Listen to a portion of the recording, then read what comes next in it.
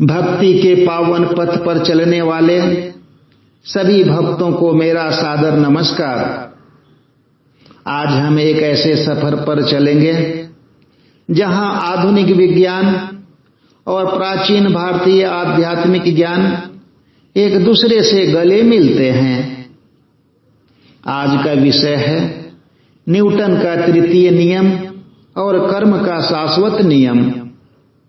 दोनों एक ही सत्य को अलग अलग भाषा में व्यक्त करते हैं। हर क्रिया की प्रतिक्रिया होती है। न्यूटन के गति का तीसरा नियम क्या कहता है? आइजैक न्यूटन ने कहा है, for every action there is an equal and opposite reaction, यानी हर कर्म की बराबर और विपरीत दिशा में प्रतिक्रिया होती है। यदि आप दीवार को जोर से धक्का देते हैं तो दीवार भी आपको उतनी ही ताकत से वापस ढकेलती है। यदि रॉकेट नीचे की तरफ गैस फेंकता है तो वही प्रतिक्रिया उसे ऊपर उठाती है। जितना ज्यादा स्पीड से गैस नीचे की तरफ निकलता है उतनी ही ज्यादा स्पीड से रॉकेट आगे बढ़ता है। उसी प्रकार जितना तेज गति से बंदूक से गोली निकलकर आगे जाता है उतना ही रिकॉइल फोर्स बंदूक पर पीछे की तरफ लगता है, जिसके कारण फायर करने वाला व्यक्ति के कंधे पर हल्का झटका लगता है।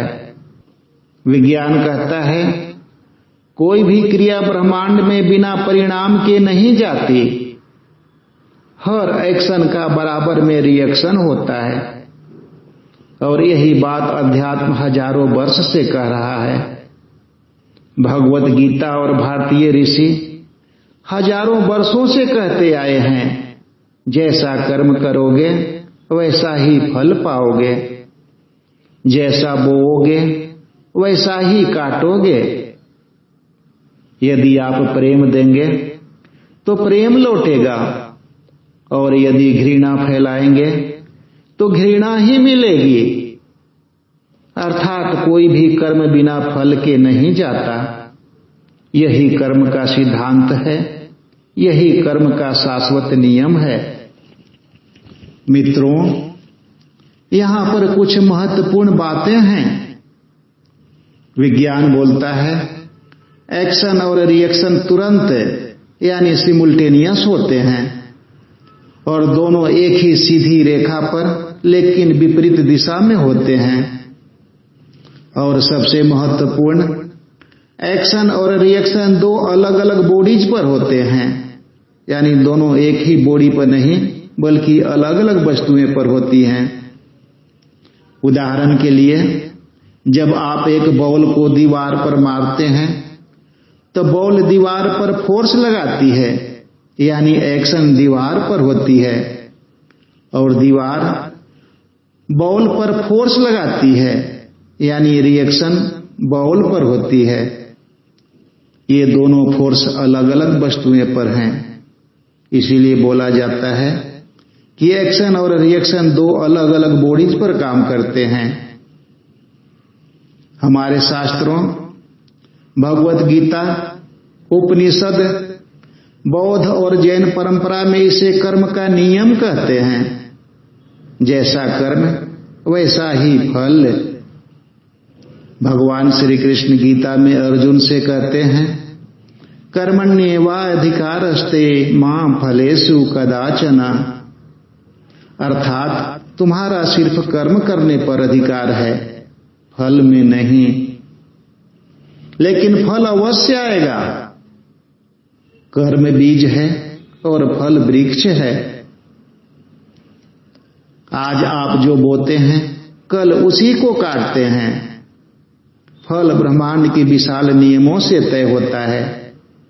जैसे एक गेंद दीवार से टकराने के बाद अनेक दिशाओं से घूमकर वापस आ सकती है, वैसे ही कर्म का फल भी अनेक परिस्थितियों से होकर लौट सकता है। तो मित्रों, यहां पर ध्यान दीजिए, दोनों नियम एक ही सत्य को अलग अलग भाषा में कह रहे हैं। क्रिया के बिना प्रतिक्रिया नहीं, यही कारण कार्य का नियम है। जितना दिया उतना ही लौटेगा, यही है इक्वलिटी यानी समानता का नियम। क्रोध दिया तो क्रोध लौटेगा और प्रेम दिया तो प्रेम लौटेगा, यही है ओपोजिटनेस का नियम। आपने जो दिया वह विपरीत दिशा में लेकिन समान मात्रा में लौटेगा। लेकिन एक बहुत ही रोचक अंतर भी है। मान लीजिए आप एक बड़े हॉल में खड़े हैं और एक गेंद को किसी एक दीवार पर मारते हैं। न्यूटन का नियम कहता है जब गेंद दीवार से टकराती है तो उसी क्षण दीवार गेंद को इक्वल और अपोजिट फोर्स देती है, और वो भी एक ही रास्ते पर। यह नियम कभी नहीं टूटता। लेकिन क्या गेंद एग्जैक्टली सेम पाथ पर वापस आपके पास आती है? तो ज्यादातर मामलों में नहीं। हवा का प्रतिरोध, गेंद का स्पिन, दीवार का थोड़ा सा रफनेस, ग्रेविटेशनल फोर्स, ये सब मिलकर गेंद का रास्ता बदल देते हैं। गेंद दूसरी दीवार से भी टकरा सकती है, छत से भी टकरा सकती है, फिर घूम घूम कर आपके पास आ सकती है। तो दोस्तों, यही बात कर्म सिद्धांत के साथ भी लागू होता है।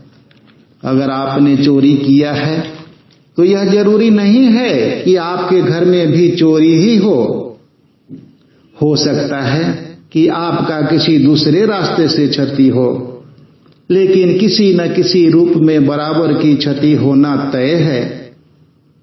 जिस प्रकार से गेंद दीवार पर टकराने के बाद आप तक आने में कई रास्ते को फॉलो कर लिया, ठीक उसी तरह कर्म का फल कई रास्तों से आने की संभावना रहती है।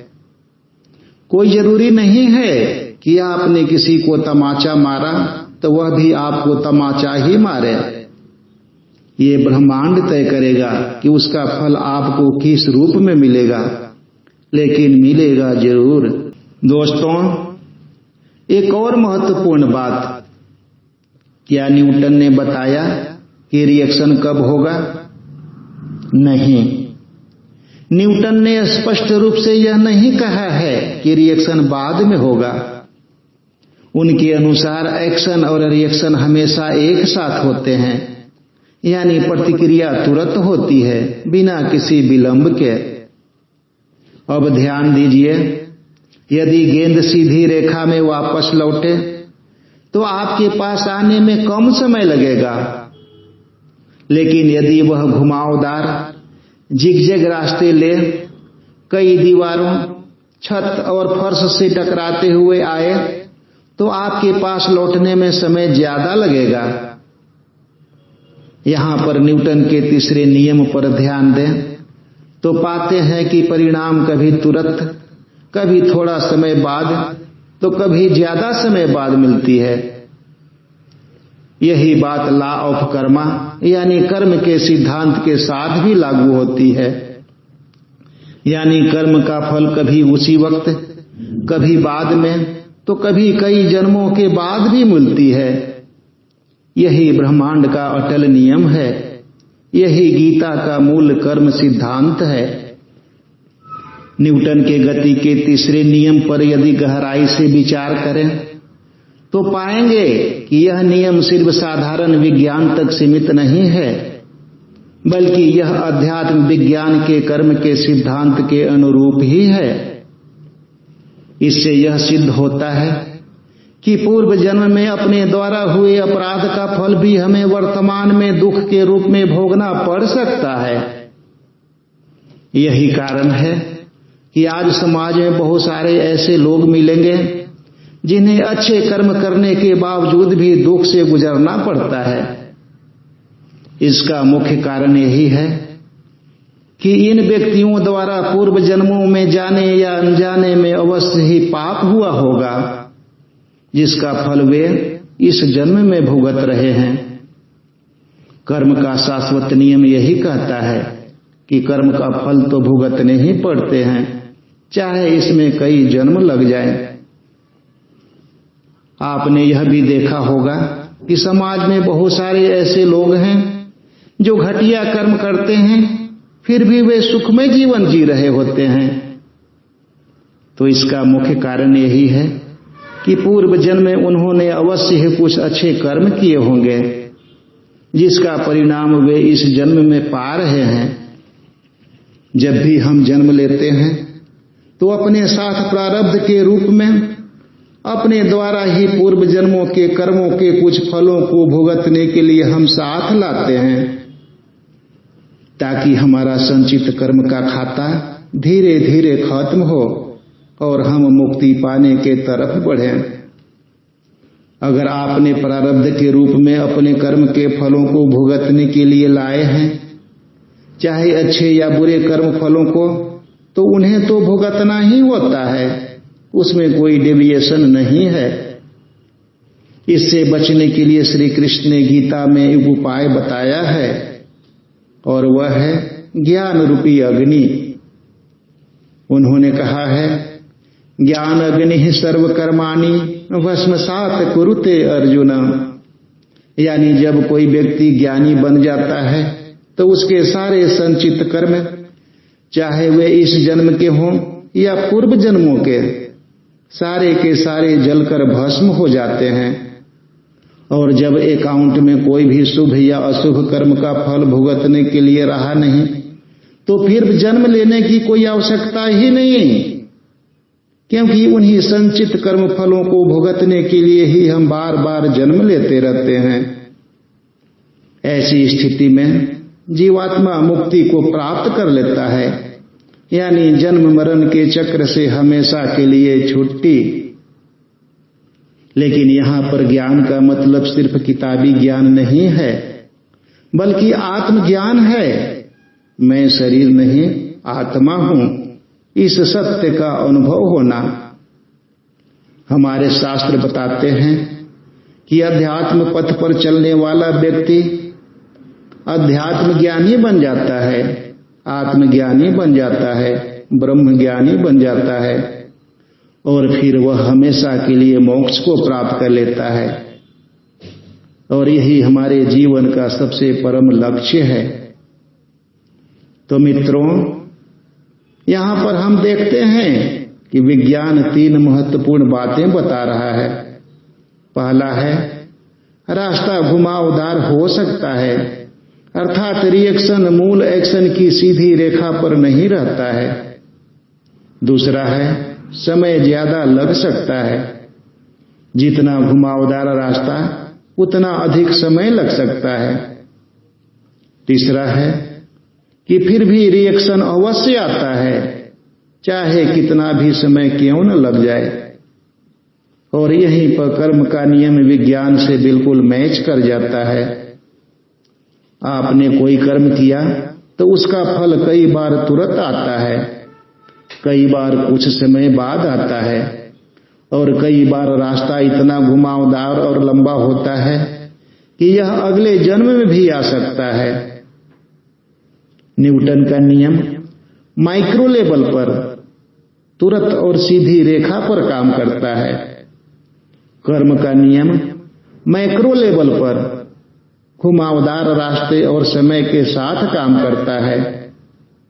दोनों सही हैं, बस स्तर अलग है। इस ज्ञान से हमें कई सीखें मिलती है, जैसे पूर्ण जिम्मेदारी की। हम अपनी वर्तमान स्थिति के लिए खुद जिम्मेवार हैं। अपनी परिस्थितियों की रचना हमने खुद की है। अगला है धैर्य और विश्वास की सीख। अगर अच्छा कर्म किया है तो फल अवश्य आएगा, चाहे समय कितना भी लगे। अगली सीख है करुणा की। दूसरे जो कर रहे हैं उसका फल उन्हें मिलेगा। हमें रिएक्शन देने की बजाय सही कर्म करने पर ध्यान देना चाहिए। अगली सीख है मुक्ति का मार्ग। निष्काम कर्म यानी फल की इच्छा त्याग कर कर्म करें। इससे नया बंधन नहीं बनेगा, घुमावदार रास्ते से मुक्ति मिलेगी। तो चलिए हम साथ मिलकर संकल्प लें कि हम सबसे प्रेम करेंगे, सबको सम्मान देंगे, ईमानदारी से काम करेंगे और हर जरूरतमंदों की मदद करेंगे। रास्ता घुमावदार हो सकता है, समय लग सकता है, लेकिन फल अवश्य आएगा। यह ब्रह्मांड बहुत ही न्यायपूर्ण है।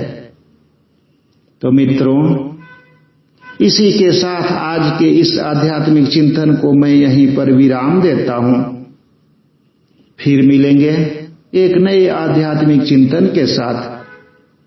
अगर यह संदेश आपके अंतःकरण को निर्मल करने में सहायक लगा हो तो इसे लाइक कर दें और अधिक से अधिक लोगों तक शेयर करें। आपका एक छोटा सा प्रयास कई लोगों की जिंदगी बदलने में सहायक हो सकता है।